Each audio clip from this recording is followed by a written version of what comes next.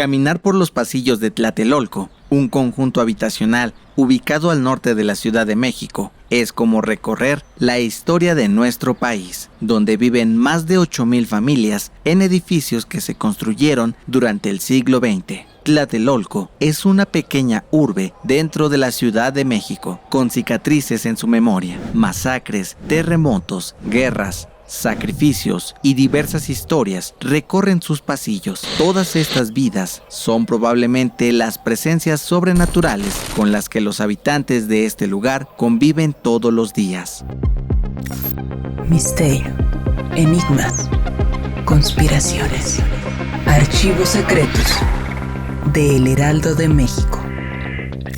En 1338 hubo una división del pueblo mexica entre los tenochcas y los tlatelolcas. Fue en ese momento cuando el segundo grupo decidió fundar su propia ciudad, Tlatelolco, un lugar que más tarde prosperó como un centro de comercio, cultura y religión, caracterizado por sus barrios únicos, comerciantes activos y espléndidos monumentos como el Templo Mayor y el Complejo de los Vientos, un templo dedicado a Quetzalcóatl, dios del viento. Precisamente es en el Templo Mayor donde se descubrieron cuerpos de niños que habían sido sacrificados, y ahí mismo también se encuentra el Coatepantl, un muro que sirvió como altar de cráneos en la misma época. También se habla de un entierro masivo de más de 150 personas que ocurrió tras la guerra entre los tenochcas y los tlatelolcas en 1473. De estas muertes se reconocieron 2 cadáveres, el de un hombre y una mujer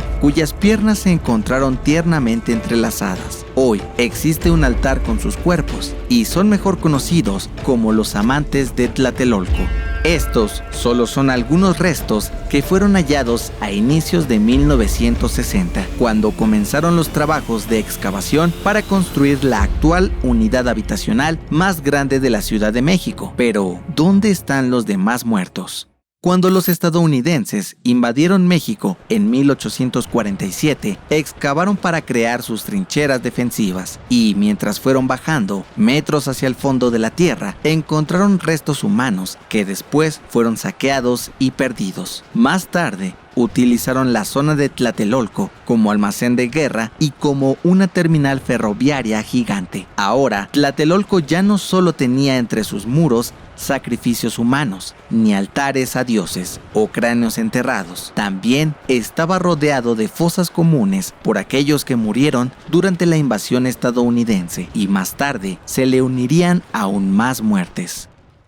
Durante su creación, Tlatelolco fue concebido como el proyecto de vivienda social más importante de América Latina, el cual se inauguró el 21 de noviembre de 1964 durante el gobierno de Adolfo López Mateos. La idea de este presidente era el reflejo de un sueño por traer la modernidad a México. Bajo esta visión, López Mateos le encomendó al arquitecto Mario Pani este importante proyecto, que en un principio contó con 102 edificios que contenían 11,916 departamentos destinados a 70,000 habitantes. Pero años más tarde, estas cifras comenzaron a descender después de su primera gran tragedia.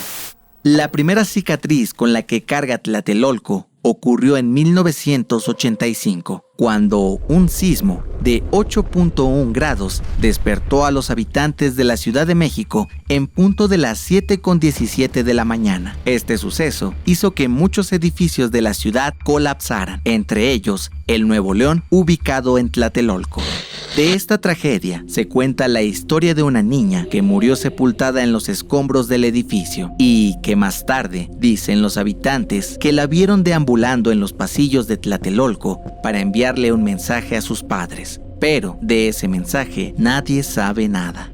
También cuentan que en la época cuando ocurrió el sismo, una maestra de teatro ensayaba una obra con varios niños que vivían en el edificio Nuevo León. Lamentablemente, todos ellos fallecieron y muy probablemente sean los mismos que se les siguen apareciendo a los habitantes del barrio deambulando en los rincones.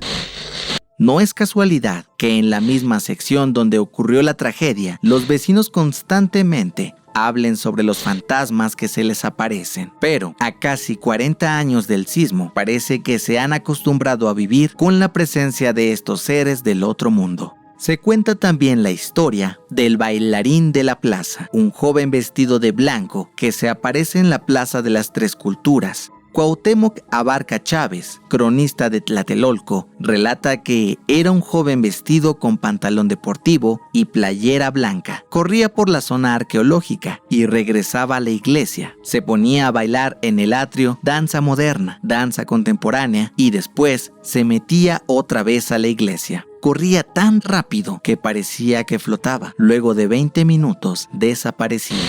Pero, ¿quién podría ser este muchacho? Probablemente el alma de uno de los tantos jóvenes que murieron en la matanza de Tlatelolco el 2 de octubre de 1968. Una de las peores tragedias, no solo de este conjunto habitacional, sino de todo México. En aquella época estaba como presidente Gustavo Díaz Ordaz y en el ambiente político del país se respiraba un gran cúmulo de detenciones injustas e ilegales, así como el fortalecimiento de grupos por parte del gobierno para reprimir las protestas. Ese día, miles de estudiantes de diferentes universidades del país salieron a marchar en contra de todo este escenario político, pero su lucha ya no solo la conformaban los alumnos, se les unieron los profesores, obreros, amas de casa, sindicatos e intelectuales tanto de la Ciudad de México como del interior del país. Todos ellos llegaron a la Plaza de las Tres Culturas y, sin darse cuenta, cuando creían que sería una marcha pacífica, un grupo paramilitar del gobierno, mejor conocido como el Batallón Olimpia, se infiltró en la manifestación y al término de esta, llegó un helicóptero para abrir fuego en contra de todos los que se encontraban en la plaza. Muchos jóvenes corrieron hacia los edificios de Tlatelolco para refugiarse, principalmente en el edificio Chihuahua, pero eso no fue suficiente. Los miembros del batallón entraron a los departamentos para capturar a todos los que se habían ocultado. A la fecha, no es posible dar un número exacto de las muertes en esa masacre, pero se habla de 350 personas que perdieron la vida. Probablemente, el bailarín de la plaza fue parte de este grupo de jóvenes que no sobrevivieron.